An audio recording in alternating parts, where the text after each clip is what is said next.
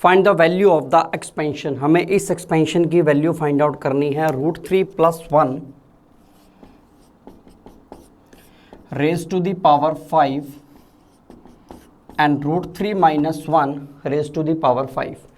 यहाँ अगर हम बात करें तो पावर 5 है। पावर 5 का मतलब इस एक्सपेंशन में टोटल टर्म्स कितनी बनेंगी हमारे पास 6, और बीच में प्लस है तो सभी के सभी टर्म्स हमारे पास पॉजिटिव होंगी। ठीक है, यहाँ हमारे पास पावर 5 है, टोटल टर्म्स बनेंगी 6, नेगेटिव है बीच में तो मतलब एक टर्म पॉजिटिव होगी और एक नेगेटिव होगी हमारे पास।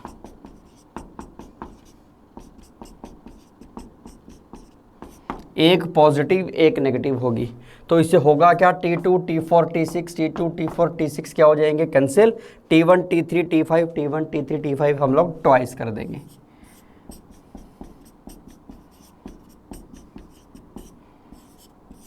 ट्वाइस ऑफ T1 की अगर बात करते हैं तो क्या मिलेगा, फर्स्ट टर्म हमारे पास क्या मिलेगी 5C0 √3 की power 5 and 1 raised to the power 0। T3 is 5C2 √3 की power 3 and 1 raised to the power 2 and 5C fifth term 5C4 √3 raised to the power 1 and 1 raised to the power 4।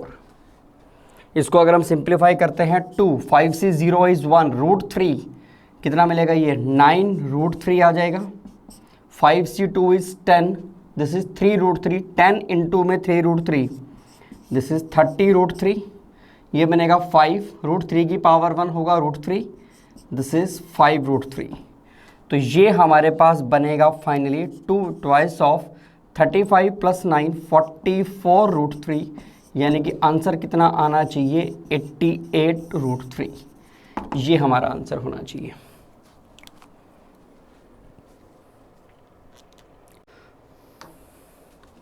The total number of terms in the expansion x plus a raised to the power 51 minus में x minus a raised to the power 51, x plus a raised to the power 51 minus में x minus a raised to the power 51। हमें इस expansion में total terms find out करनी है। Power 51 है, total terms बनेंगी 52, बीच में प्लस तो सभी टर्म्स प्लस की चलेंगी। T1 + T2 + T3 + T4 कहाँ तक, 52 टर्म्स तक चलेगा। माइनस यहाँ पे पावर 51 है, टोटल टर्म्स 52 बनेंगी सेम, पर बीच में नेगेटिव है तो मतलब एक टर्म पॉजिटिव होगी एक नेगेटिव होगी।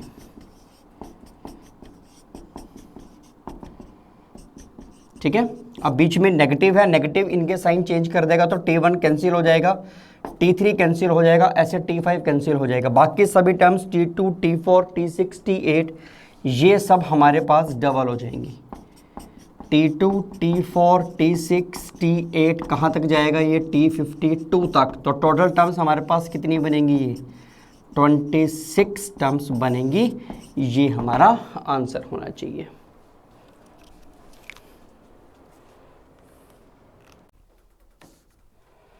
The number of terms in the expansion a plus b plus c raised to the power n। हमें इस एक्सपेंशन में total number terms find out करनी है। अगर हम जनरल वे में बात करें, ये हमारे पास इस तरीके की अगर एक्सपेंशन हो तो जो टोटल नंबर ऑफ टर्म्स बनेंगे वो हमारे पास क्या बनती हैं, n + r - 1 c r - 1। इस एक्सपेंशन की बात करते हैं तो हमारे पास r की जगह क्या है 3, तो ये हमारे पास टोटल नंबर टर्म्स बनेगी n + 3 - 1 c 3 - 1, r की जगह 3 हो गया हमारे पास, मतलब n + 2 c2।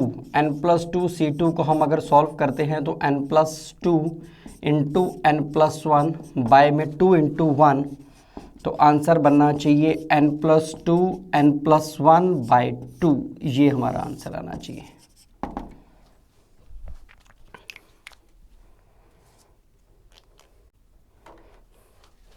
हमें इस एक्सपेंशन की वैल्यू फाइंड आउट करनी है। NCR प्लस में n - 1 CR plus n - 2 CR plus में n माइनस 3cr और एंड में जाके हमारे पास आएगा rcr। यहाँ हम बात करते हैं तो n हमारे पास डिक्रीज हो रहा है और r की वैल्यू कांस्टेंट चल रही है हमारे पास। हम इसे रिवर्स ऑर्डर में लिखते हैं।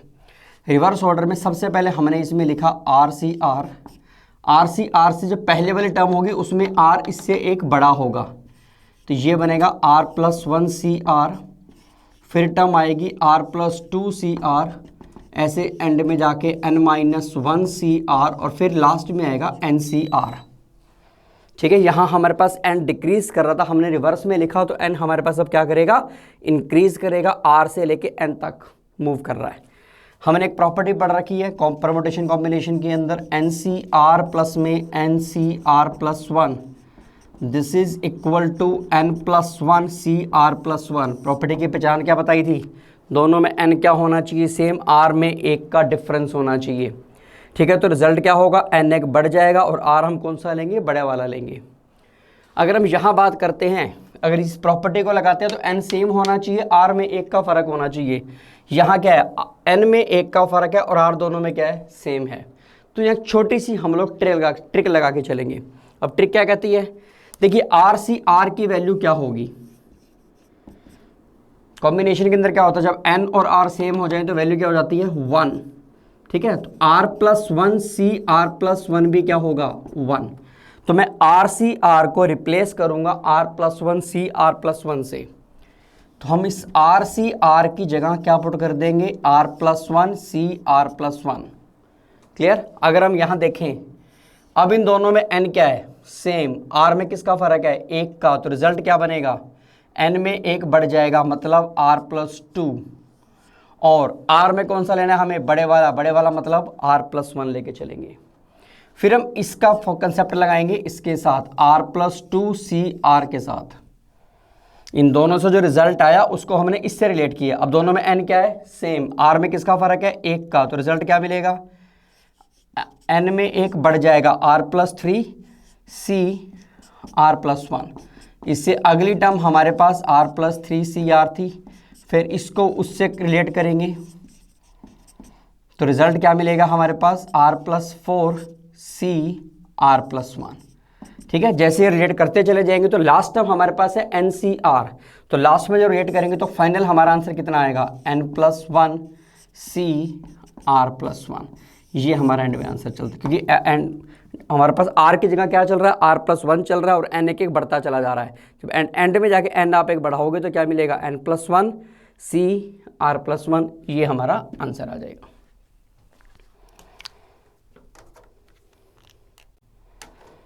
If n is positive integer, then 5 raised to the power 2n plus 2 minus में 24n minus 25 is divisible by 5 raised to the power 2n plus 2 minus में 24n एंड माइनस में 25। ये नंबर किससे divisible होगा हमें ये बताना है।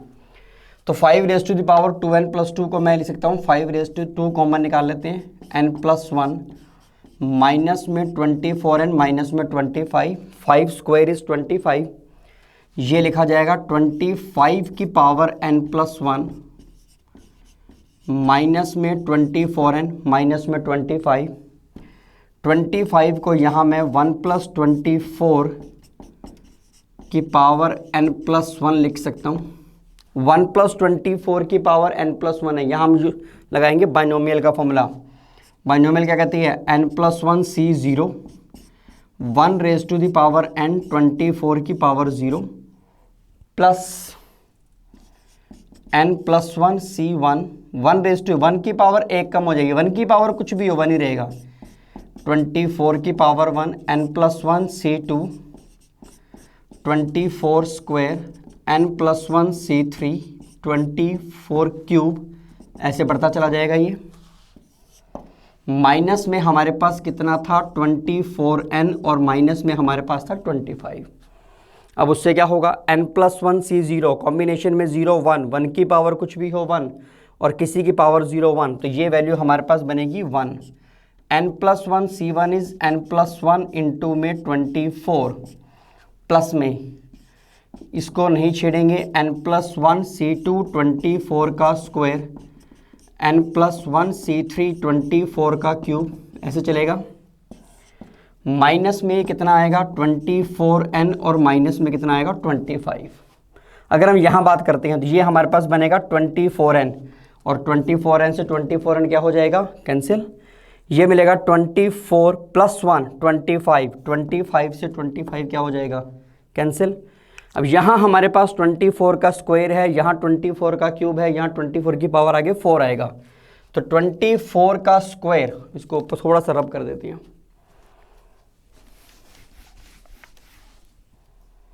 हम यहाँ से 24 का स्क्वायर कॉमन निकाल सकते हैं। तो अंदर हमारे पास क्या बचेगा n+1c2 n+1c3 इंटू में 24 इस तरीके से बढ़ेगा। अब ये 24 का स्क्वायर हमने कॉमन निकाला, मतलब ये नंबर 24 स्क्वायर से डिविजिबल है और 24 स्क्वायर का मतलब क्या हुआ 576 से डिविजिबल है। तो ये हमारा आंसर होना चाहिए डिविजिबल बाय 576।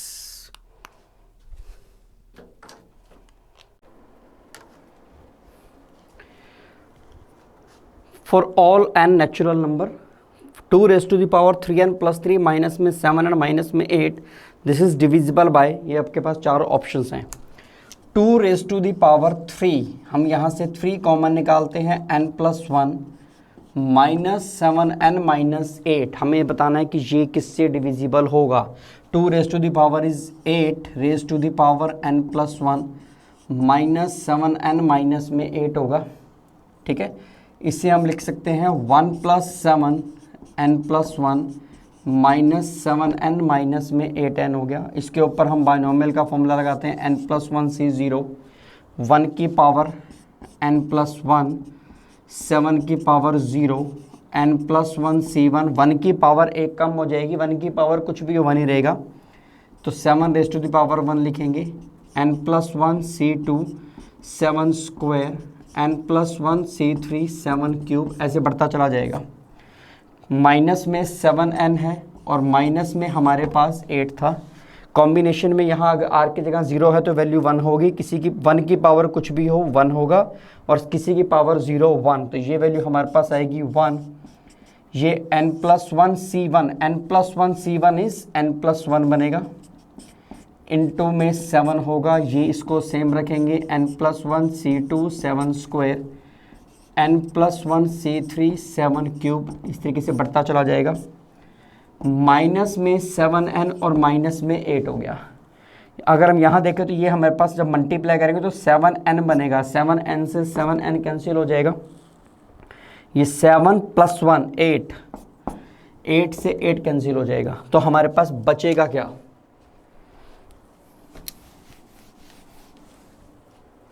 ये हमारे पास इस तरीके से लिखा जाएगा n+1c2 7 स्क्वायर n+1c3 7 क्यूब इस तरीके से बढ़ता चला जाएगा। तो यहाँ से 7 स्क्वायर हमारे पास कॉमन निकलेगा, n+1c2 n+1c3 7⁻1 n+1c4 7 स्क्वायर। तो यहाँ हमारे पास बाहर क्या आ गया 7 स्क्वायर, 7 स्क्वायर का मतलब हो गया 49, इट मीन्स 49 इसके मल्टीपल में आ रहा है, तो ये नंबर डिविजिबल होगा। किससे डिविजिबल होगा, डिविजिबल बाय 49 होना चाहिए, ये हमारा आंसर होगा।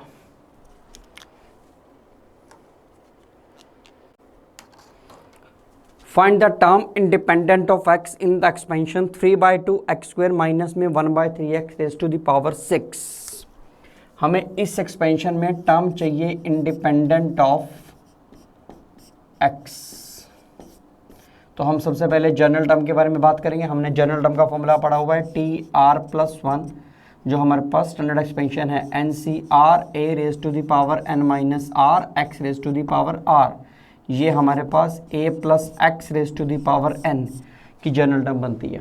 अगर कंपेयर करते हैं तो ये a बनेगा हमारे पास, ये x का काम करेगा हमारे पास, तो TR+1 क्या फॉर्मूला बनेगा NCR इज 6CR 3/2x² की पावर n माइनस r यानी कि 6 माइनस r माइनस 1/3x की पावर r हो जाएगा। क्लियर। अब हमें चाहिए term independent of x. Independent of x का मतलब हुआ एक्स की पावर 0 जिसमें एक्स नहीं आएगा, ठीक है। एक्स की पावर 0 का हमें कोफिशिएंट फाइंड आउट करना है। तो अगर हम इसको सॉल्व करते हैं तो मैं एक्स की पावर को, एक्स की टर्म्स को अलग करता हूं मैं, 6CR, ये 3/2 की पावर 6 माइनस आर हो जाएगा। एक्स की पावर कितना आएगा, 12 माइनस में 2R हो जाएगा, माइनस 1/3 की पावर आर हो जाएगा, अलग हो जाएगा। एक्स ऊपर ले जाएंगे तो एक्स की पावर कितना हो जाएगा, माइनस आर हो जाएगा हमारे पास। तो ये हमारे पास बनेगा 6CR 3/2 raise to the power 6 minus r minus 1/3 raise to the power आर, एंड एक्स की पावर हमारे पास होगा 12 माइनस में 3R। क्लियर। अब हमें एक्स की पावर कितनी चाहिए, 0। तो इसका मतलब ये हुआ कि हमें 12 माइनस 3R को पुट करना पड़ेगा 0। आर की वैल्यू यहाँ से कितनी आ जाएगी हमारे पास, 4। आर की जगह जब हम 4 पुट करेंगे तो क्या मिलेगा, 6C4 3/2 raise to the power 2 minus 1/3 raise to the power 4 x raise to the power 0, ठीक है। X raise to power 0 is 1। तो term independent of x 6C4 की अगर आप वैल्यू फाइंड आउट करेंगे तो आपको क्या मिलेगा, 15। 3 स्क्वायर इज 9/4, नेगेटिव की पावर 4 करोगे पॉजिटिव, 3 की पावर 4 इज 81। तो ये 9 कैंसिल हो जाएगा, 3 5, तो ये हमारे पास बनेगा 5/12। ये हमारा आंसर आना चाहिए।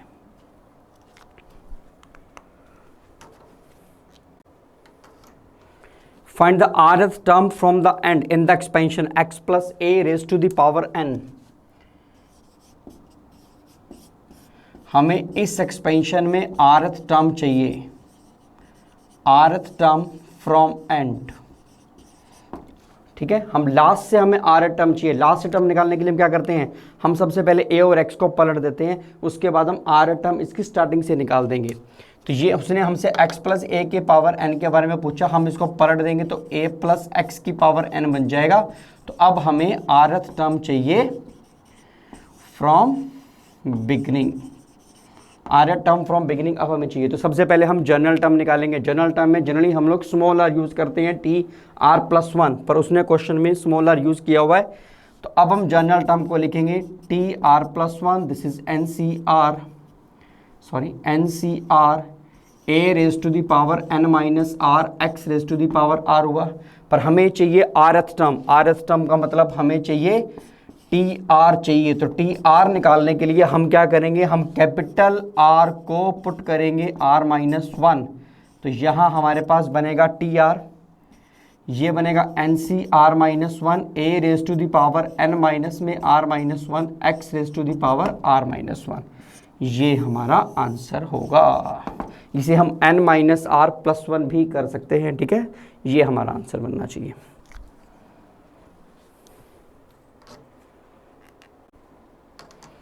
Find the term independent of x in the expansion of x के ऊपर आपके क्यूब रूट लगा हुआ है, मतलब पावर इसकी 1/3 है, यहाँ 1/2 x raise to the power 1/3 है। मतलब ये क्वेश्चन आपके पास इस तरीके से हुआ, x raise to the power 1/3 plus 1/2 x raise to the power 1/3, इसकी पावर आपको गिवन है 18। हमें टर्म चाहिए इंडिपेंडेंट ऑफ x, मतलब हमें कोफिशिएंट चाहिए x raise to the power 0 का। तो सबसे पहले हम इसके जनरल टर्म फाइंड आउट करते हैं। जनरल टर्म का फॉर्मूला हम लोग जानते हैं, standard expansion a plus x raise to the power n। इसकी जनरल टर्म कैसे बनती है, NCR a raise to the power n minus are x raise to the power r। अब अगर हम यहाँ बात करें n हमारे पास कितना है, 18CR a की जगह x की power 1/3 power n minus r, मतलब 18 minus r, 1/2 x raise to the power 1/3 की पावर कितनी हो जाएगी, r। ये बनेगा 18CR, x raise to the power कितना आएगा, ये 18 माइनस r/3, ठीक है। ये बनेगा 1/2 raise to the power r को हम अलग करेंगे, इसको जब हम ऊपर ले जाएंगे तो x की पावर कितनी हो जाएगी, माइनस का r/3, ठीक है। ये पावर r/3 है, जब इसको पलटेंगे तो पावर नेगेटिव हो जाएगी। तो फाइनली ये हमारे पास बनेगा 18CR 1/2 की पावर r, और x की पावर हमारे पास जब हम इन दोनों को ऐड करेंगे तो क्या मिलेगा 18 माइनस 2r बाय में कितना आएगा 3। पर हमें x की पावर कितनी चाहिए 0। x की पावर 0 का मतलब 18 माइनस में 2r बाय 3 को हम क्या पुट करेंगे 0। यहाँ से r हमारे पास कितना आएगा 9। ठीक है, r की वैल्यू हमें पता लग गई 9, r की वैल्यू 9 यहाँ पुट करेंगे तो क्या मिलेगा 18c9 1/2 की पावर 9 x की पावर 0। तो टर्म जो इंडिपेंडेंट ऑफ x है ये 1 हो जाएगा। टर्म इंडिपेंडेंट ऑफ x हमारे पास क्या आनी चाहिए 18c9 1/2 rays to the power 9, ये हमारा आंसर बनना चाहिए।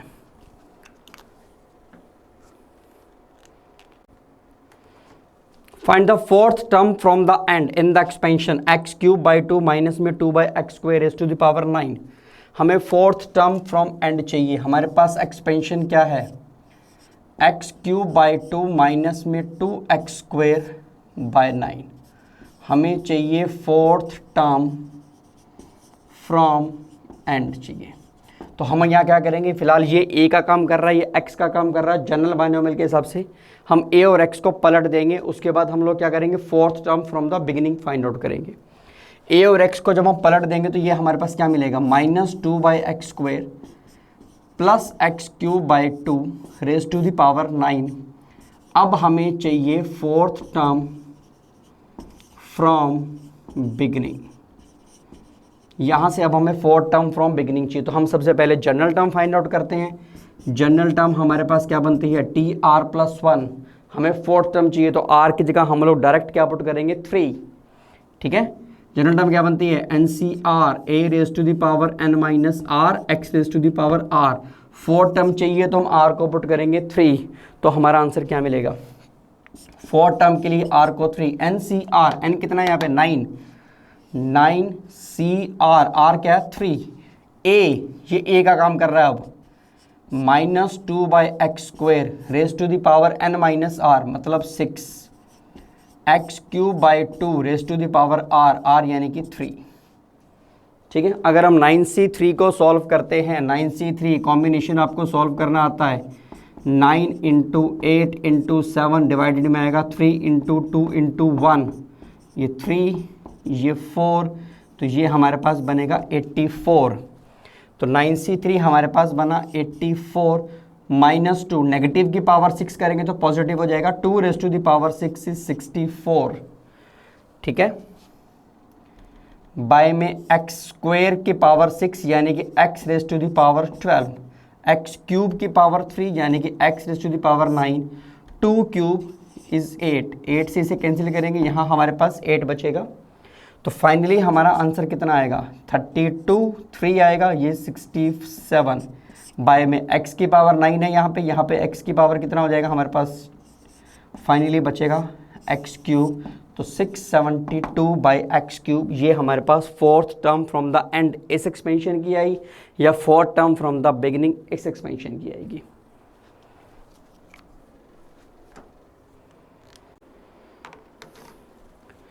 Find the coefficient of x raise to the power 11 in the expansion x³ minus में 2/x² raise to the power 12। तो सबसे पहले हम लोग जनरल टर्म के बारे में लेके चलेंगे। जनरल टर्म क्या कहती है tr+1 NCR a raise to the power n minus r x raise to the power r, ये जनरल टर्म का फॉर्मूला हो गया। अब इसमें ये a का काम कर रही है x का काम कर रहा है, तो जनरल टर्म हमारी क्या बननी चाहिए NCR n मतलब 12 CR a x³ raise to the power 12 minus r -2/x² raise to the power r, ये मिलेगा हमारे पास 12CR। हमें coefficient of x raise to the power 11 चाहिए तो हमें x की पावर को अलग करना पड़ेगा। 12CR x की पावर कितना हो जाएगा 36 माइनस में 3r -2 raise to the power r and x raise to the power -2r, ये मिलेगा 12CR -2 raise to the power r, x की पावर हो जाएगा 36 माइनस में 5r हो जाएगा। ठीक है, तो हमें यहाँ x raise to the power क्या चाहिए 11 चाहिए।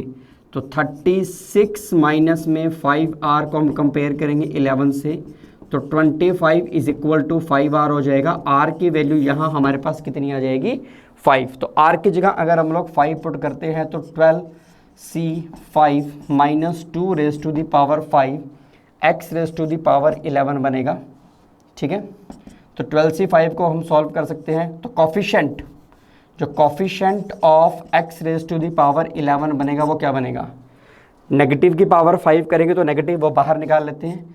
12C5 आपको सॉल्व करना आता है 12, 11, 10, 9, 8 बाय में 5, 4, 3, 2, 1, 2 raise to the power 5 is 32। इसको मल्टीप्लिकेशन को बहुत इजीली सॉल्व कर सकते हैं, यहाँ से आपका आंसर आ जाएगा।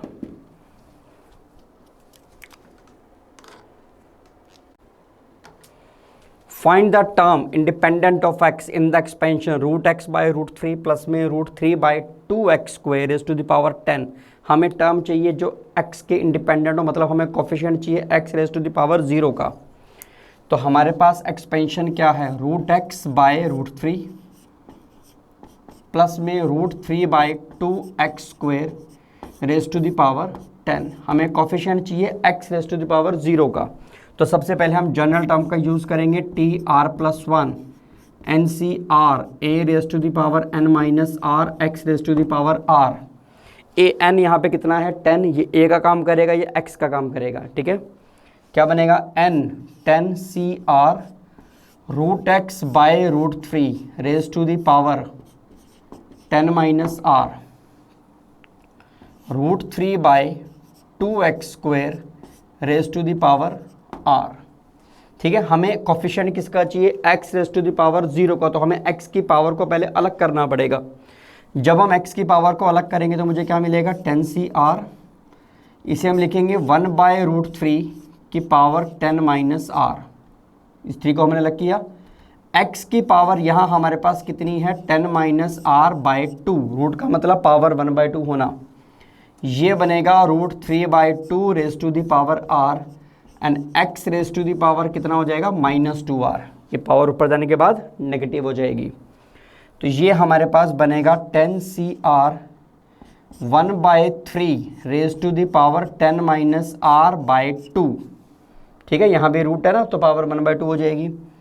Root 3 by 2 raise to the power r हो जाएगा, root 3 by 2 raise to the power r। और x की पावर कितनी बनेगी, जब मैं इन दोनों में एलसीएम लूँगा तो माइनस का 4r और माइनस का r, तो 10 माइनस में 5r बाय 2 हो जाएगा। पर हमें कोफिशिएंट किसका चाहिए, x raise to the power 0 का। इसका मतलब हमें 10 माइनस में 5r बाय 2 को 0 से इक्वेट करना पड़ेगा। यहाँ से r की वैल्यू हमारे पास कितनी आ जाएगी, 2। अगर मैं r को 2 पुट करता हूँ तो कोफिशिएंट, ये कोफिशिएंट बनेगा, x की पावर तो हो जाएगी 0, ये कोफिशिएंट है। r को 2 पुट करते क्या मिलेगा, 10 C2 1 बाई 3। r को अगर हमने 2 पुट किया तो 10 माइनस में 2 8, 8 बाई 2 यानी कि 4। ठीक है, रूट 3 बाई 2 का स्क्वायर, r की वैल्यू कितनी है, 2। तो इसको अगर हम सॉल्व करते हैं तो हमारे पास कितना आएगा, 10C2 आपको सॉल्व करना आता है 10 इंटू 9 2 इंटू 1, ये मिलेगा 1 by 3 raise to the power 4, मतलब 1 बाई 81। रूट 3 का स्क्वायर 3 बाई 4, 2 का स्क्वायर हमारे पास क्या हो जाएगा, 4। तो ये मिलेगा हमारे पास 9 से कैंसिल होगा, ये हमारे पास 3 से कैंसिल होगा, इसे कैंसिल करेंगे 5, तो आंसर हमारे पास क्या बचेगा, 5 बाई 12। ये हमारा आंसर आना चाहिए। Find the middle term in the expansion 2ax minus में b by x square raised to the power 12।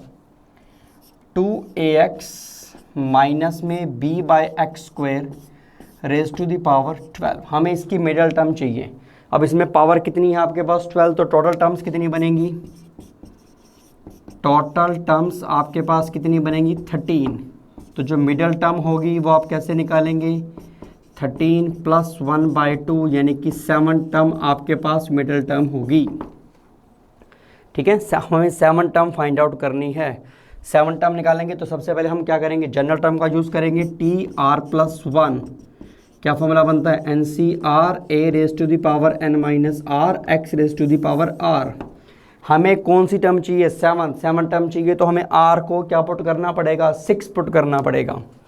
तो ये हमारे पास बनेगा NCR, n कितना हमारे पास 12, C6, क्योंकि हमें 7 टर्म चाहिए तो 7 टर्म के लिए मुझे r को 6 लेना पड़ेगा। 12C6 A 2ax raise to the power n minus r करेंगे तो 6 minus b by x square raise to the power r यानी कि 6। तो ये हमारे पास क्या मिलेगा, 12C6 को अगर हम लोग सॉल्व करते हैं, 12 इंटू में 11 इंटू में 10 9 8 7, ये हमारे पास बनेगा 6 5 4 3 2 1, 2 रेज टू द पावर 6 यानी कि 64, a की पावर 6 x की पावर 6, नेगेटिव की पावर 6 करोगे तो पॉजिटिव हो जाएगा, ये b की पावर 6 बाय में x raise to the power कितना हो जाएगा 12। ठीक है, इसको अब हमें सॉल्व करना है। 5 2 10 कैंसिल हो जाएगा हमारे पास। ठीक है, 6 ये कैंसिल करेंगे, 2 यहाँ से कैंसिल करेंगे, फिर 2 कैंसिल हो जाएगा, ये हमारे पास बनेगा 2 से इसे कैंसिल करेंगे, हमारे पास कितना आएगा, ये 4, 3 कैंसिल करेंगे कितना आएगा 3, तो फाइनली कितना मिला 11 77 इंटू में 12 इंटू में 64। ठीक है, ये मिलेगा a raise to the power 6 b raise to the power 6 by में x raise to the power कितना आ जाएगा आपके पास 6। इसको मल्टीप्लाई कर लेंगे, ये हमारा फाइनल आंसर हमें यहाँ से मिल जाएगा।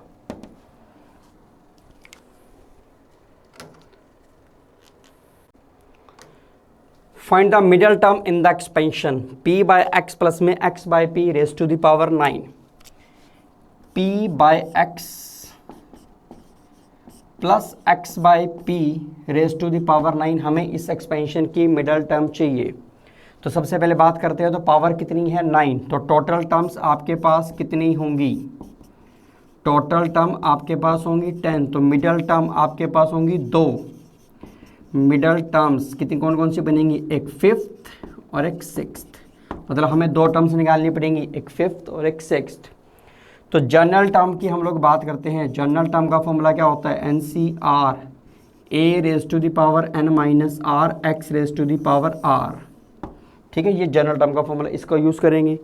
तो जब हमें चाहिए टर्म कौन सी, 5th टर्म निकालने के लिए हम r को क्या पुट करेंगे 4, r को 4 पुट करेंगे तो क्या मिलेगा, NCR n कितना हमारे पास 9 9CR कितना पुट करना, 5th टर्म निकालने के लिए r को पुट करेंगे 4। ठीक है, a मतलब p by x raise to the power n minus r means 5, x by p raise to the power r means 4। ठीक है, 9C4 को अगर हम लोग सॉल्व करते हैं तो क्या मिलेगा, 9 इंटू 8 इंटू 7 इंटू 6 बाय में 4 3 2 1, यहाँ p की पावर 5 है, यहाँ p की पावर 4 है, तो फाइनली क्या मिलेगा, p डिवाइड में x की पावर 5 ऊपर x की पावर 4, तो यहाँ एक x यहाँ बचेगा। ठीक है, ये हमारे पास क्या मिलेगा, 6 से 6 कैंसिल होगा, ये 2 बनेगा, ये हमारे पास 9 इंटू में 14 और ये p बाय x हमारे पास हो गया, तो ये हमारे पास बनेगा 126 p बाय x हो गया। तो ये हमारे पास आएगी 5th टर्म। ठीक है, अब हमें कौन सी टर्म निकालनी है, 6th टर्म निकालनी है। तो 6 कैसे निकालेंगे, 6th बड़ा सिंपल हो गया। 6th टर्म निकालने के लिए सिर्फ हमने क्या करना है, r की जगह क्या पुट करेंगे हम लोग 5 पुट कर देंगे।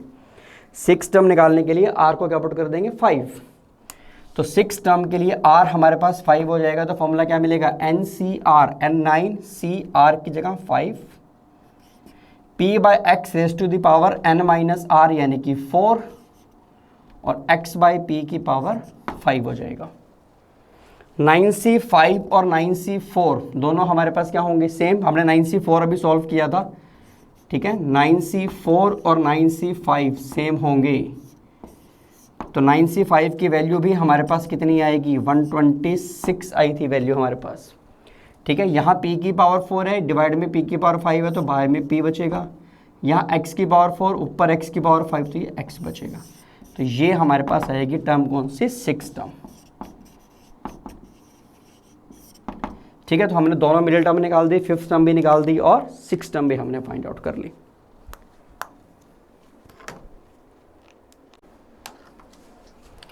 If the coefficient of x raised to the power 7 and x raised to the power 8 in the expansion 2 plus x by 3 raised to the power n are equal, हमें n की value find out करनी है।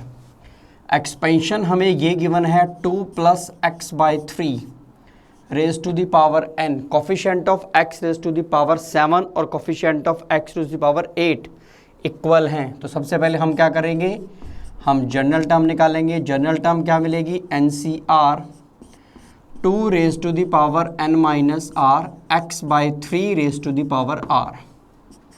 ये बनेगा हमारे पास NCR 2 raise to the power n minus r 1 by 3 raise to the power r and x raise to the power r। सबसे पहले हमें कोफिशिएंट चाहिए किसका, x raise to the power 7 का। तो जब हमें कोफिशिएंट निकालना है x raise to the power 7 का, इसका मतलब मुझे r की जगह 7 पुट करना पड़ेगा। r की जगह जब मैं 7 पुट करूंगा तो क्या मिलेगा, NC7 2 raise to the power n minus में 7 and 1 by 3 raise to the power 7। ठीक है, जब हमें कोफिशिएंट चाहिए x raise to the power 8 का, मतलब हमें r की जगह क्या पुट करना पड़ेगा, 8 पुट करना पड़ेगा। जब r की जगह 8 पुट करेंगे तो क्या मिलेगा, NC8 2 raise to the power n minus 8 1 by 3 raise to the power 8। ये हमारे पास coefficient of x raise to the power 7 आ गया, ये हमारे पास coefficient x raise to the power 8 आ गया। अब उसने मुझे कहा कि ये दोनों कोफिशिएंट्स इक्वल हैं, यानी कि NC7 2 raise to the power n minus 7 1 by 3 raise to the power 7, ये किसके इक्वल है, NC8 2 raise to the power n minus 8 and 1 by 3 raise to the power 8 के इक्वल है। यहाँ पे 2 की पावर n माइनस 7 है, यहाँ पे 2 की पावर n माइनस 8 है, कैंसिल करेंगे तो यहाँ 2 की पावर 1 बचेगी, ये 1 बाई 3 की पावर 7 है, यहाँ पे हमारे पास 1 बाई 3 बचेगा। तो फाइनली ये हमारे पास क्या बचा, इसको यहाँ रब कर देते हैं एक बार।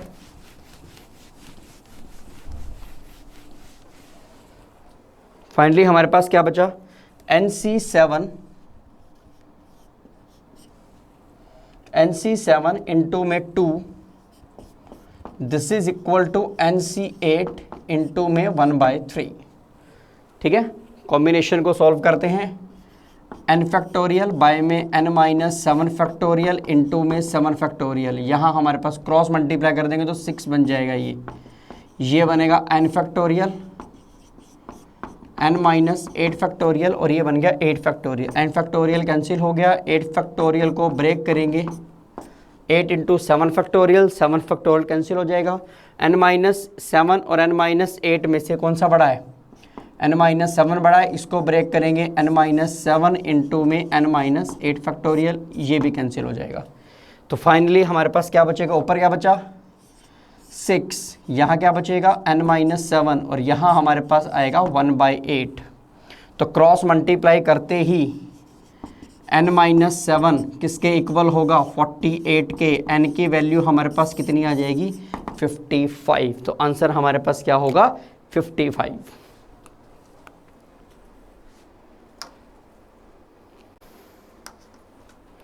The coefficient of x raised to the power p and x raised to the power q in the expansion 1 plus x raised to the power p plus q r, हमें बताना है कि वो कोफिशिएंट क्या, उनमें क्या रिलेशन होगा। Expansion हमें गिवन है 1 प्लस एक्स की पावर p प्लस क्यू। सबसे पहले हम जनरल टर्म निकालेंगे। जनरल टर्म क्या मिलेगी इसकी, p plus q c r 1 की power p plus q minus r x raise to the power r, मतलब p plus q c r x raise to the power r हो जाएगा। 1 की power कुछ भी हो 1 रहेगा। हमें चाहिए coefficient of x raise to the power p। Coefficient of x raise to the power p निकालने के लिए मुझे r को रिप्लेस करना पड़ेगा p से। तो कोफिशिएंट मेरे पास क्या मिलेगा, p minus q c p, r को मैंने p से रिप्लेस किया, ये कोफिशिएंट है। ठीक है, coefficient of x raise to the power q निकालने के लिए हम लोग क्या करेंगे, हमें r को रिप्लेस करना पड़ेगा q से, तो ये मिलेगा हमारे पास p plus q c q. अब हमें ये चेक करना है, हमारे पास ये दो कोफिशिएंट हो गए p plus q c p और ये हमारे पास है p plus q c q. हम दोनों के फॉर्मूले खोल देते हैं। इसका फॉर्मूला खोलते हैं, क्या मिलेगा p plus Q factorial, p plus Q में से p को माइनस करेंगे, क्या मिलेगा q फैक्टोरियल और p फैक्टोरियल। यहाँ क्या मिलेगा p plus Q factorial, p plus Q में से q माइनस करेंगे p फैक्टोरियल और q फैक्टोरियल। ठीक है, हमने दोनों के कॉम्बिनेशन के फॉर्मूले खोल दिए। फिर उसके बाद क्या चेक किया कि ये दोनों क्या नज़र आ रहे हैं, इक्वल नज़र आ रहे हैं। इट मीन्स इन दोनों के कोफिशिएंट आपके पास इक्वल होने चाहिए। ऑप्शन हमारे पास क्या होनी चाहिए, ए यहाँ पे।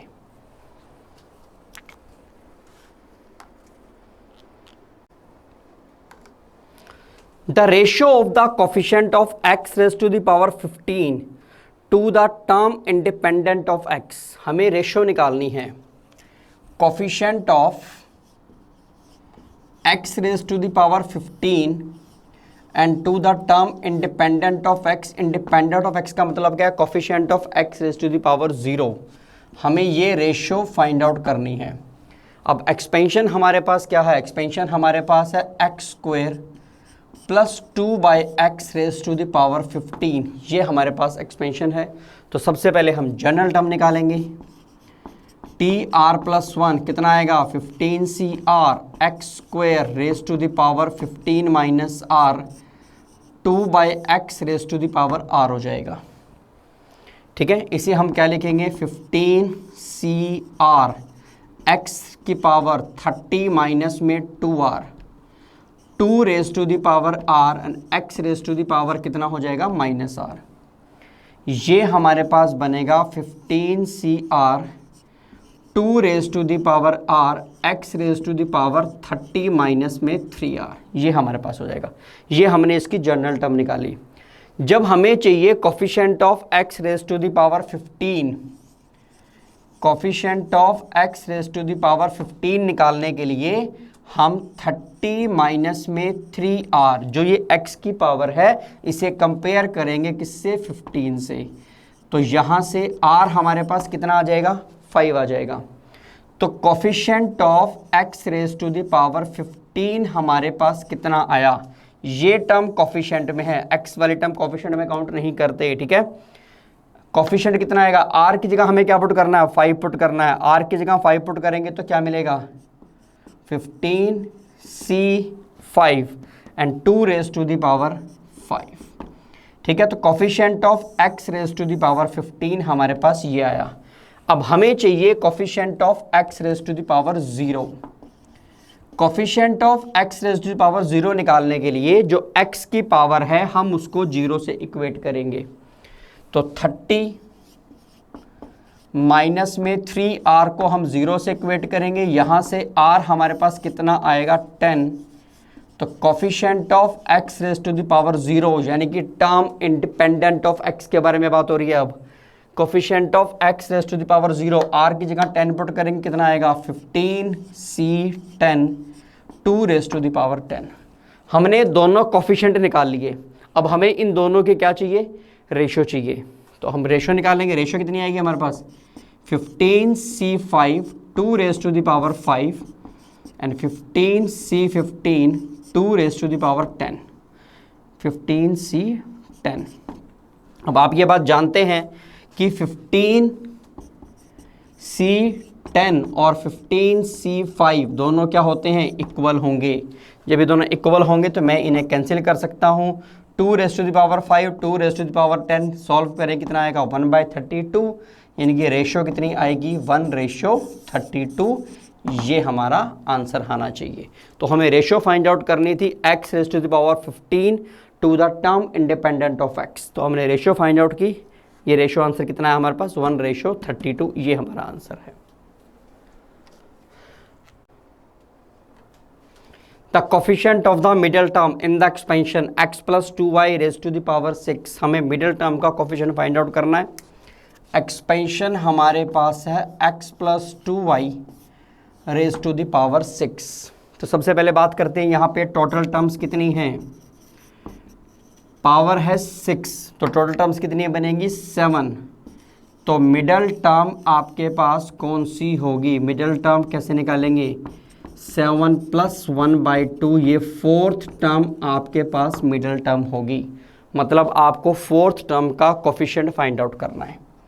तो सबसे पहले जनरल टर्म निकालते हैं, TR+1 6CR x⁻6 - R 2y⁻R, ये हमारे पास आ गया। पर हमें टर्म कौन सी चाहिए, फोर्थ के लिए हम R को क्या पुट करेंगे 3, फोर्थ के लिए R को पुट करेंगे 3, R को 3 पुट करेंगे तो टर्म क्या मिलेगी 63 x³ R को हमने 3 पुट किया, 2³ एंड y³ R को हमने 3 पुट किया। पर जब हम बात करते हैं कोफिशिएंट की, तो कोफिशिएंट में सिर्फ कांस्टेंट काउंट करते हैं, कोफिशिएंट ऑफ मिडल टर्म यानी कि फोर्थ टर्म। तो कोफिशिएंट हमारे पास क्या होगा 63 इंटू में 2³, ये कांस्टेंट और ये कांस्टेंट, ये आपके पास कोफिशिएंट में काउंट होंगे।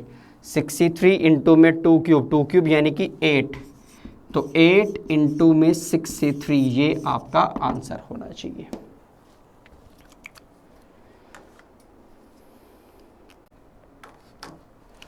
Find the total number of terms in the expansion x² + 1 + 1/x² हमें बताना है इस एक्सपेंशन में टोटल नंबर ऑफ टर्म्स कितनी बनेंगी।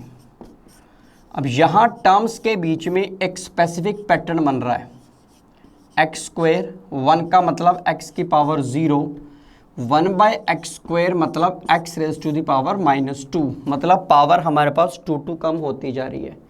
अगर हम बात करें, अगर ये स्पेसिफिक पैटर्न बन रहा है टर्म्स के बीच में, तो जो टोटल टर्म्स थी उसका क्या फॉर्मूला था, टोटल टर्म्स का क्या फॉर्मूला लगाएंगे, आपके पास मैक्सिमम पावर माइनस में मिनिमम पावर बाय गैप, ठीक है, +1। इस फॉर्मूले से हम लोग टोटल टर्म्स निकालेंगे। अगर मैं मैक्सिमम पावर की बात करूं तो यहाँ मैक्सिमम पावर, ये स्क्वायर है, पावर n है, तो मैक्सिमम पावर कितनी आएगी 2n। मिनिमम पावर कितनी आएगी, यहाँ पावर 0 आएगी, यहाँ मिनिमम पावर कितनी आएगी हमारे पास -2n। तो मैक्सिमम माइनस में मिनिमम कितनी है -2n, बाय में गैप, पावर्स के बीच में गैप कितने का था, यहाँ 2 था, यहाँ 0, यहाँ -2, तो गैप कितने का है 2 का, +1, ये हमारे पास बनेगा 4n/2 +1। तो मतलब इस एक्सपेंशन में टोटल टर्म्स कितनी हो जाएंगी 2n + 1 टोटल टर्म्स होंगी।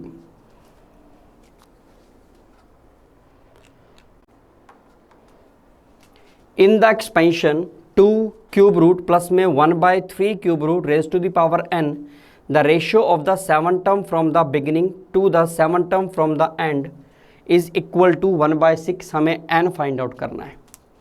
हमें क्या गिवन है, ratio of 7th term from beginning to the 7th term from end, ये हमारे पास है 1/6। हमें n फाइंड आउट करना है। तो मैं अगर एक्सपेंशन की बात करूं तो ये हमारे पास है 2⁻1/3 प्लस में 3⁻⁻⁻⁻n है। डिवाइड में था, हम ऊपर लेंगे, पावर नेगेटिव हो जाएगी। ठीक है, सबसे पहले हम क्या करते हैं, हम 7 term from beginning find out करते हैं। हमें जनरल टर्म चाहिए, TR+1 क्या फॉर्मूला बनेगा, NCR 2⁻⁻⁻⁻3 n - r 3⁻⁻⁻⁻r। हमें टर्म कौन सी चाहिए, 7 टर्म निकालने के लिए r को हम क्या पुट करेंगे 6 पुट करेंगे। जब हम r को 6 पुट करेंगे तो मुझे क्या मिलेगा, 7th term from beginning NC6 2⁻n-6/3 and 3⁻, जब हमने r को 6 पुट किया तो 3 की पावर कितनी आएगी -2। ये हमारे पास 7th टर्म फ्रॉम बिगिनिंग आ गई। अब हमें निकालना है 7th टर्म फ्रॉम एंड। अगर हमें एंड से टर्म निकालनी है तो हम क्या करेंगे, a और x की पोजीशन को चेंज कर देंगे। ए और एक्स की पोजीशन को जब हम चेंज करेंगे तो मुझे क्या मिलेगा, 3 raise to the power -1/3 plus 2 raise to the power 1/3 की पावर, इसको n कर देंगे। अब हम यहाँ जनरल टर्म निकालेंगे तो जनरल टर्म हमारे पास क्या मिलेगी, TR+1 कितना आएगा, NCR 3 raise to the power -1/3 raise to the power n-r, ये बनेगा r। अब हमें टर्म कौन सी चाहिए, 7 टर्म चाहिए, ठीक है। 7th टर्म निकालने के लिए r को 6 पुट करेंगे तो NC 6 हो गया, 3 raise to the power n-6 by में कितना आएगा, -3 and 3 raise to the power, हमने r को 6 पुट किया तो 2 की पावर क्या बचेगी, 2, r को 6 पुट करते हमारे पास 2 स्क्वायर बचेगा। हमें इन दोनों की रेशियो गिवन है कितनी, 1/6, मतलब NC6 2 raise to the power n-6/3 and 3 की पावर -2 डिवाइडेड में आएगा NC6 3 raise to the power n-6/-3 2 square, this is equal to 1/6, ये कैंसिल हो जाएगा। 2 की पावर 2 है, ऊपर जाने के बाद नेगेटिव हो जाएगी, ये ऑलरेडी नेगेटिव है, पावर 3 की पावर ऊपर जाने के बाद पॉजिटिव हो जाएगी। तो फाइनली 2 की पावर हमारे पास कितनी आएगी, n-6/3 -2 and 3 raise to the power भी कितनी आएगी, n-6/3 -2, ये पावर नेगेटिव है, ऊपर जाएंगे तो पॉजिटिव हो जाएगी और -2 ऑलरेडी थी ही यहाँ पे। दिस इज इक्वल टू 1/6, 1/6 को 1/6 से रखते हैं, ठीक है। इनमें पावर सेम है, पावर सेम है तो बेस मल्टीप्लाई हो जाएंगे तो क्या मिलेगा, ये 6 रेज टू द पावर, ठीक है। एलसीएम लेंगे, ये आएगा n-6/3 -2 और यहाँ 1/6 को मैं 6 रेज टू द पावर -1 कर सकता हूँ। क्या मिलेगा मुझे, कंपेयर करूँगा तो n-6/3 -2 इज इक्वल टू कितना आएगा, -1। यहाँ से हमारे पास क्या मिलेगा, n-6/3 this is equal to 1, -2 को वहाँ ले जाएंगे प्लस n-6 हो जाएगा 3, n की वैल्यू हमारे पास कितनी हो जाएगी, 9। तो हमें रेशो गिवन थी 7 term from the beginning and 7 term from the and. तो हमने 7 टर्म फ्रॉम द पहले बिगिनिंग फाइंड आउट की, 7 टर्म फ्रॉम द एंड निकालने के लिए हमने a और x को पलट दिया, फिर उसके बाद हमने normally 7 term from the beginning की तरीके से 7 टर्म को सॉल्व कर दिया।